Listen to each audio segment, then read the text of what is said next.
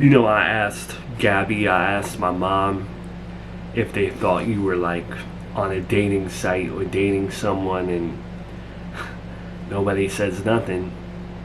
I don't know if they're protecting you. I don't know. Joey, I'm here to visit you so that we can have a pleasant moment. So that I can take your mind off of being in prison for a second. Despite the glass between us. I want you to stop with all of that. I can't stop with that. All I have on my hands is time. Time to think. Like I can only read and look out the barred windows so much, when you're locked up, your mind drifts to the people you care about, and you start to think about them a lot more than you would outside, and paranoia gets the best of you, and no matter what you say to me, I'm just... Why can't you just trust me, though? I have been so loyal to you. I have been so devoted. There hasn't been anyone as devoted to you as I have been. So I just don't know why you still have doubt in me. Because everyone I've spoken to has always betrayed me. Everybody,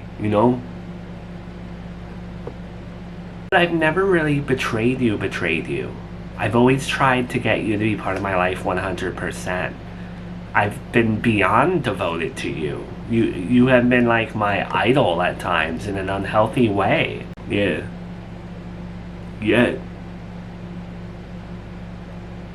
no one ever takes into consideration that I am probably the most betrayed person on this planet. No one has any sympathy for me.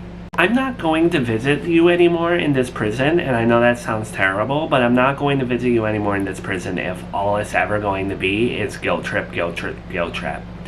You're sounding like my mom when she was alive. And I get triggered with guilt trips. I don't like it. Fine, I'll stop. I don't want this visit to end earlier than it has to, okay? I don't like giving this prison back time that I'm entitled to. So how you feeling? Like physically?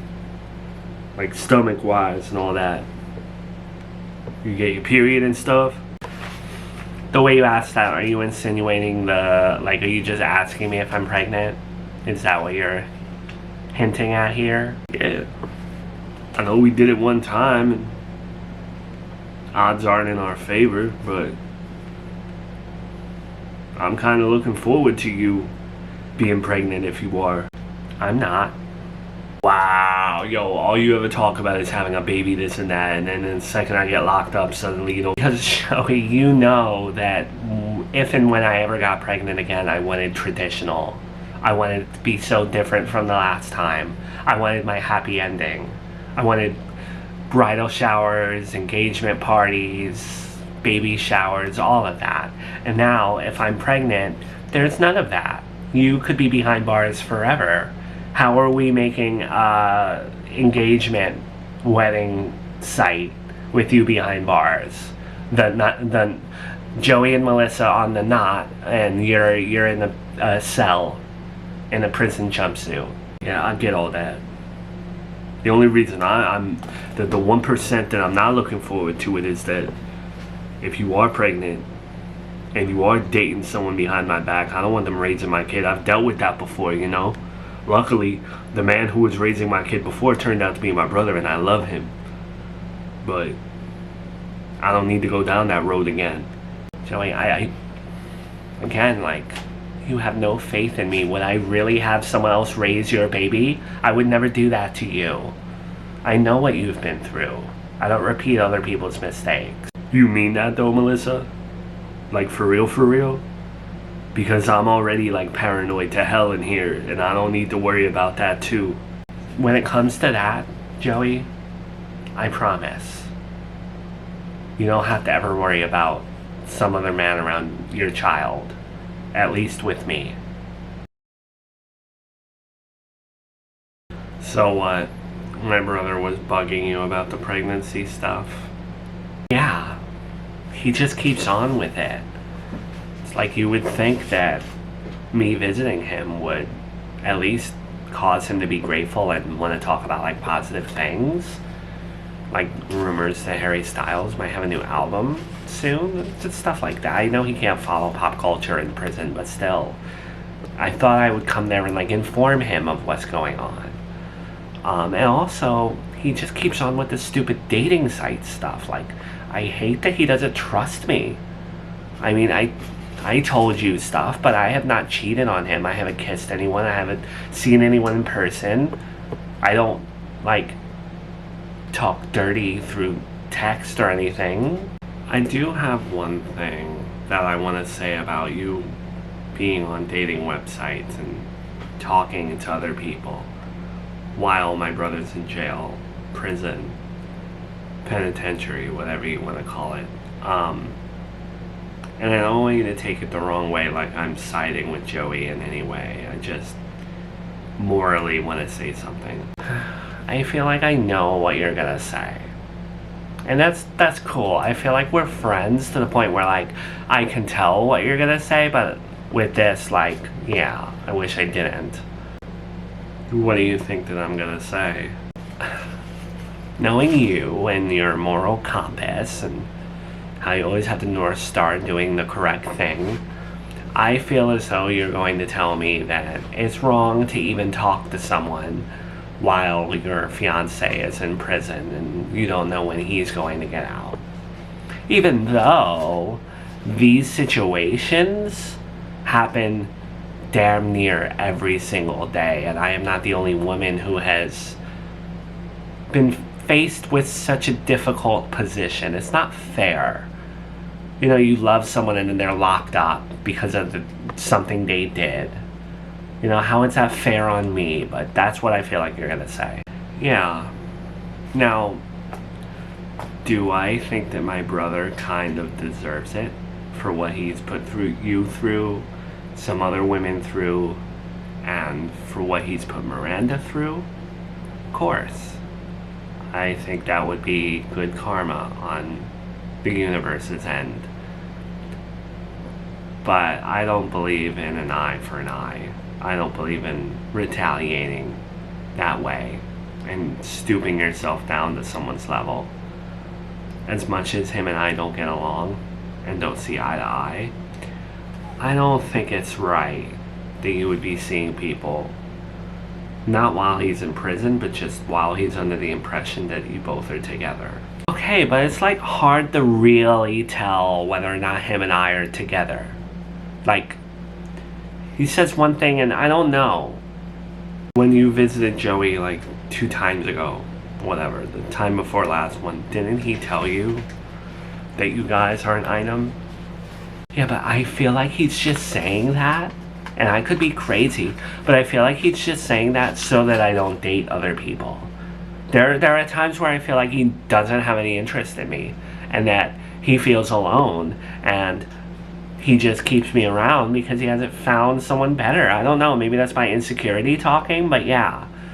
Okay, well, whether or not he's saying it for that reason, or, you know, whether or not he's being manipulative, I'm just giving you a warning not to play with his heart, because you will forever be the woman who snuck around behind your ex-fiance's back while he was in prison, and that stigma stays with you. He can use it against you forever. Not that it matters, who cares, but you will. So my suggestion is that if you fall for someone else, or if things progress to a point where you want to date that person, you need to at least cut it off with Joey first and do it for your own sake, just so you can sleep at night. I've learned that as long as you have a good conscience and you know that you've done right, life is a lot easier and simpler. Gabby, there is nothing simple about Joey being in prison and me having to deal with it, no matter what angle I look at it from. It's just all complicated garbage. So I try not to stare at my security. You know, like, if I'm observing them, it's like a passing glance if I'm taking out the trash and stuff. So, I mean, you're able to, like, spy a little bit better than me, I think. They don't notice you all the time. Do you see a difference in the way that they've been like working? Do you think like they're on their game a little bit better? Actually, yeah. I saw they changed their uniforms, so I know they got that the head of security is ex-military, and I think he started to run everybody kind of like a military operation. I've seen people with better posture on their post, a little more observant, and every single post that you have outlined, that there's someone there 24/7 before your little speech. Oh, people walk off a little bit. I spoke with Nanny Agatha because I told her that, these guys are very qualified. They put a lot of work into my job description and stuff. So I got her to pay them a little bit more. Why are you pushing them extra? You have security. You have cameras, you have the gates, you have security systems. Why are you stepping up enforcement like there's an impending threat? Maybe it's my paranoia, but I don't care. I'd rather be paranoid and protect my kids than be too easygoing. Like, when I picked Junior up from school the other day, there was this mom who picked her kid up. He was like a year or two older than Junior, and she's standing there by the gate talking to another mom. And I was really trying not to be judgmental, but as she was talking to the other mom, her child had like run off a little bit. Not too far, but just in the distance. And in my head I had all these scenarios of like, oh my God, what, someone like kidnaps him, this and that. And I was looking at her thinking, I don't know, there's like a little bit of jealousy and I wish that I could be that ignorant. But then there's also an appreciation that I do have the paranoia, because God forbid something happened to that woman's kid. You didn't answer my question though. Why all of a sudden are you running these guys like they are the Marines? What's causing you to up your security even more so? Right. I guess I feel like something's gonna happen. I know I've had paranoia ever since leaving Serafina Town and then coming back. My paranoia is not worse here. I swear it's not. I don't have any regrets coming back. I like to face my fears. But I just have this overwhelming sense of impending doom. Like everyone's planning something against me. I mean, I'm trying to be empathetic with you and put myself in your shoes and have that perspective, but maybe it's time to speak to a therapist again, Miranda. You think so? You think I'm that lost that I need to go see a therapist again? I thought I was handling things pretty well. I feel like I have my paranoia under control. I think it helps me in a way. Good. When you look up the symptoms of depression and anxiety sometimes, a commonality between them both is impending doom. No human being should walk around with that feeling. That's something you gotta take care of in therapy. I know based off experience, just because you have done it for some time and you think you've been through the ringer with it, does not mean that you can't benefit from it for more, or you may have to go back one day, Impending doom ain't nothing to play with. Yeah. Maybe it is a terrible thing to walk around with, and the average person should not carry with them impending doom on a regular basis if they're trying to live like a happy life. But what happens when that feeling of impending doom actually turns out to be correct? If I can thwart something and defeat it because I carry around this sense of paranoia, then so be it. I don't think I need therapy for that. I actually think that I'm ahead of the curve. Well, it really warms my heart that you welcome me back into your home and you see that I'm not out to hurt you or betray you or anything. I know we've had our ups and downs and our weird history and stuff, but I do value you as a friend. It's nice having, like, a new person in my life. Same. Your visits have turned into something fun. You know, Victor's not, like, super eccentric.